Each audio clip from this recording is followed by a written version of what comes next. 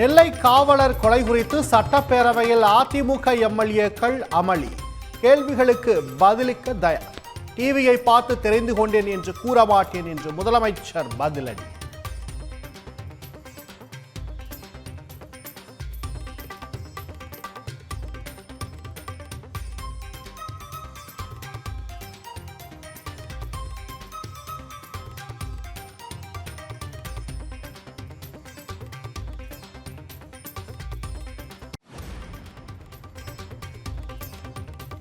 அமளியில் ஈடுபட்ட அதிமுக உறுப்பினர்களை வெளியேற்ற சபாநாயகர் உத்தரவு.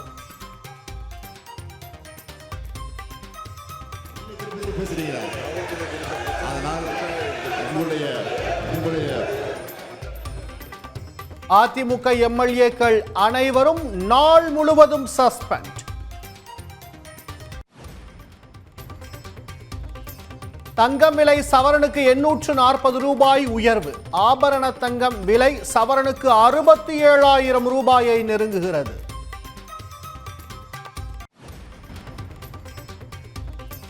தவேக பொதுக்குழுவில் இருமொழி கொள்கைக்கு ஆதரவாக தீர்மானம். வக்பு திருத்த மசோதாவுக்கு எதிர்ப்பு உள்ளிட்ட 17 தீர்மானங்கள் நிறைவேற்றம்.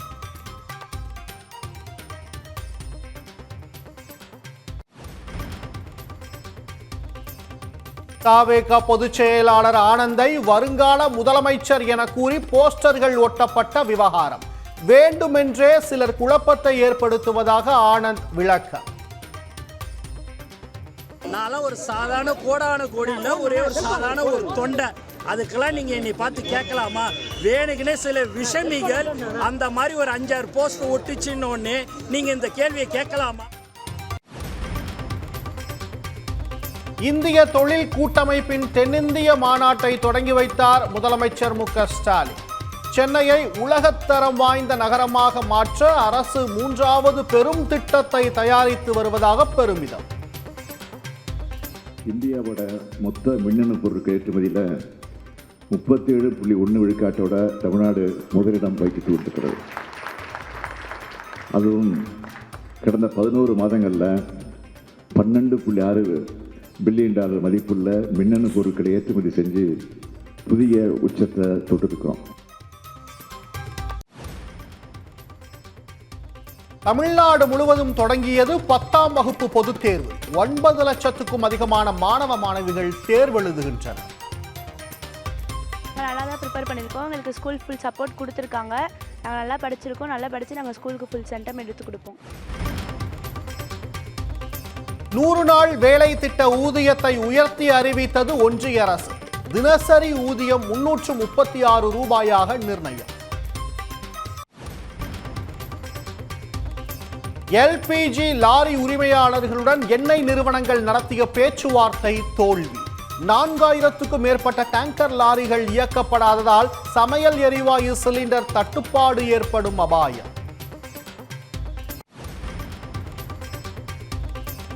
ஜூன் மாதத்தில் சென்னை புறநகர் பகுதிகளில் மினி பேருந்து சேவை முதலமைச்சர் தொடங்கி வைக்க இருப்பதாக அமைச்சர் சிவசங்கர் சட்டப்பேரவையில் தகவல்.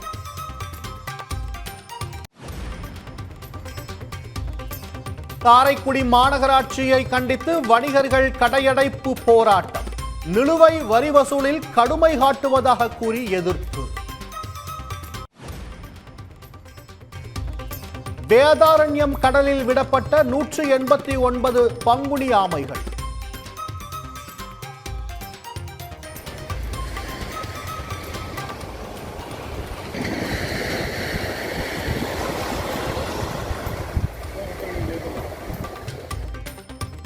வனத்துறையின் செயலுக்கு பலரும் பாராட்டு. கோவை மதுக்கரை அருகே கால்நடைகளை வேட்டையாடி வரும் சிறுத்தையை பிடிக்க நடவடிக்கை. சிறுத்தையை பிடிக்க கூண்டு வைத்த வனத்துறையினர். ஆந்திராவில் மூளைச்சாவு அடைந்த பெண்ணின் இதயம் தானம். இதயத்தை திருப்பதிக்கு தனி விமானத்தில் அனுப்பி வைத்த ஆந்திர அமைச்சர்.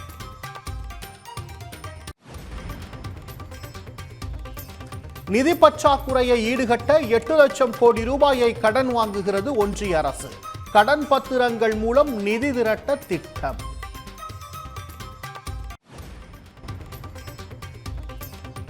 பொது விடுமுறை பட்டியலிலிருந்து ரம்ஜான் பண்டிகையை நீக்கி ஹரியானா அரசு உத்தரவு.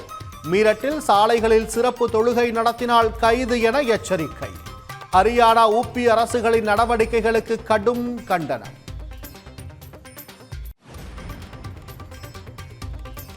கர்நாடகாவில் பெண்களை வைத்து அமைச்சர்கள், எம்எல்ஏக்கள் உள்ளிட்ட 48 பேரை மயக்கியதாக எழுந்த புகார். அமைச்சர் ராஜண்ணாவிடமிருந்து விசாரணையை தொடங்கியது சிஐடி போலீஸ்.